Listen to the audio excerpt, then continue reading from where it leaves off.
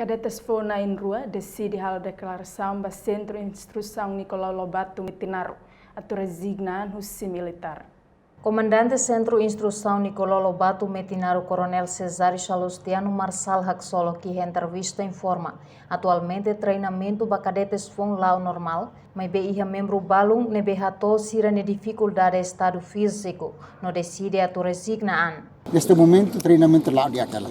Só que tem membro balung maka sira apresenta dificuldade buat sira ne outro mebe dane hau lá interesse tamba au ene para tu anori ema. Mas liga fale ba teste médico saya sira ne cabe ba sexa ou comissão de recrutamento ne hau lá atende mebe neste momento treinamento ne lá capaz lo. Sim, ia ema ida ema rua maka sira apresenta sira ne dificuldades lilo estado físico deve sira tu resigna principalmente orsei que hau encaminha nina processo ida ba gabinete general ninya o himo sa o encaminha membro ida nia processo ba gabinete general nina bebe e ta hen decisão usi laten.